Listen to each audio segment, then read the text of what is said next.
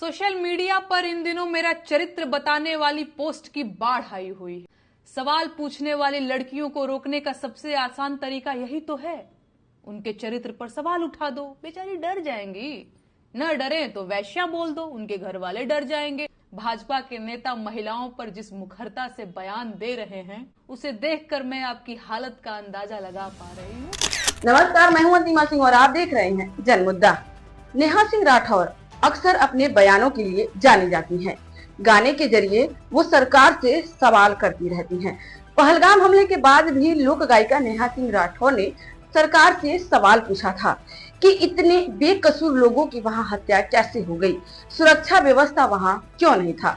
उसके बाद ऑपरेशन सिंदूर लॉन्च हुआ, तमाम ऐसी चीजें होती गई। नेहा सिंह राठौर ने अपने गायक के जरिए और बयान भी दिया उन्होंने कई सारा, जिसके बाद नेहा सिंह राठौर के विरोधी उनका विरोध किया तो पक्ष वाले उनका सराहना भी किए। इस बीच फिर एक वीडियो उनका सामने आया है। दरअसल आपको बता दें कि भोजपुरी लोक गायिका नेहा सिंह राठौर का एक नया वीडियो सामने आया है। सोशल मीडिया पर किए गए इस पोस्ट में उन्होंने सावित्रीबाई फुले और मीराबाई राठौर जैसे दिग्गजों का नाम लिया और चरित्र पर सवाल उठाने वाले को जवाब दिया है। नेहा सिंह राठौर ने अपने सोशल मीडिया प्लेटफॉर्म एक्स पर पोस्ट साझा करते हुए लिखती हैं कि तुम्हारी गालियां और एफआईआर मेरा हौसला नहीं तोड़ सकती। मुझे गालियां देने वाले लोग वही लोग हैं जिन्होंने सावित्रीबाई फुले के ऊपर कीचड़ फेंका था, सुकरात को जहर पिलाया था, ब्रूनो को जिंदा जलाया था, मीराबाई राठौर को जहर दिया था और सीता जी को अग्नि परीक्षा देने के लिए मजबूर किया था। तो सुनिए नेहा सिंह राठौर ने ऐसा क्या कहा इस पूरे वीडियो में, और आप क्या कहेंगे इस पूरे मामले को लेकर, इनके बयान को लेकर अपनी राय हमें कमेंट बॉक्स में जरूर दीजिएगा। सोशल मीडिया पर इन दिनों मेरा चरित्र बताने वाली पोस्ट की बाढ़ आई हुई है। सबको बताना है कि मैं कितनी ज्यादा चरित्रहीन हूं। पूरी क्रिएटिविटी के साथ कीचड़ उछाला जा रहा है। एडिटेड तस्वीरों का पूरा एल्बम घूम रहा है और एडिटेड फोन कॉल से लेकर अफवाहों तक का बाजार खूब गर्म है। कुल मिलाकर सबको मजा आ रहा है। इंटरेस्टिंग बात यह है कि यह सब काम देशभक्ति के नाम पर हो रहा है और मुझे गालियां देकर लोग झटपट देशभक्त बन जा रहे हैं। अगर मैं इस प्रोसेस को न समझ रही होती तो मैं जरूर परेशान हो जाती, कमजोर पड़ जाती, टूट जाती। लेकिन इन फर्जी देशभक्तों के लिए बुरी खबर यह है कि मैं खूब समझ रही हूं कि इस वक्त मेरे साथ क्या हो रहा है और क्यों हो रहा है। मैं इस सरकार से सवाल पूछ रही हूं, लेकिन सरकार के पास मेरे सवालों का कोई जवाब नहीं है, तो बदले में मुझे गालियां दिलवाई जा रही हैं। सवाल पूछने वाली लड़कियों को रोकने का सबसे आसान तरीका यही तो है, उनके चरित्र पर सवाल उठा दो, बेचारी डर जाएंगी। न डरे तो वैश्या बोल दो, उनके घर वाले डर जाएंगे और उन्हें चुप करा देंगे। फिर भी ना माने तो देशद्रोही और गद्दार बोल दो, एफआईआर दर्ज करा दो, जेल का डर दिखा दो। ये लोग इतने कायर हैं कि सवाल पूछने वाली एक लड़की को बर्दाश्त नहीं कर पा रहे हैं।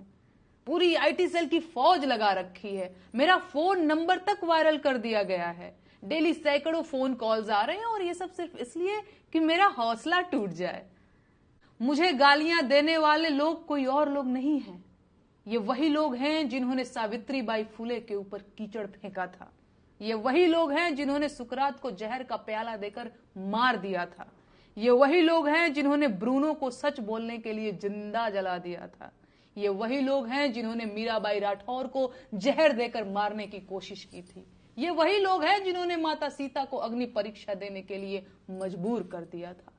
ऐसे मूर्ख और धूर्त हर युग हर जमाने में हुए हैं और मैं इस परिदृश्य को बहुत कायदे से समझ रही हूं।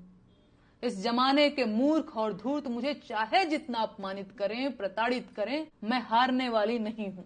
वो मेरा जीवन ले सकते हैं लेकिन मेरा हौसला नहीं तोड़ सकते।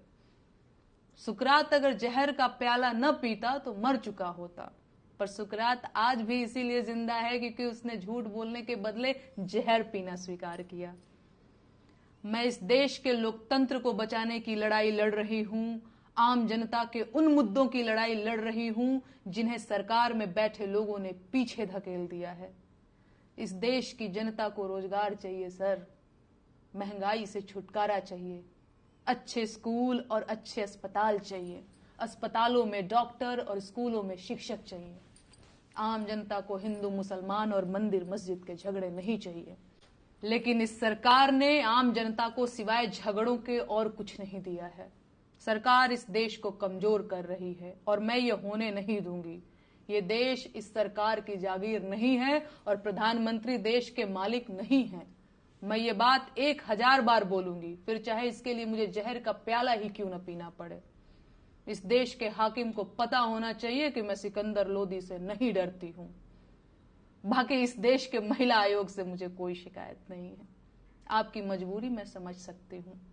भाजपा के नेता महिलाओं पर जिस मुखरता से बयान दे रहे हैं, उसे देखकर मैं आपकी हालत का अंदाजा लगा पा रही हूं। तो आप लोग अपना ख्याल रखिए। नमस्ते जीत जी।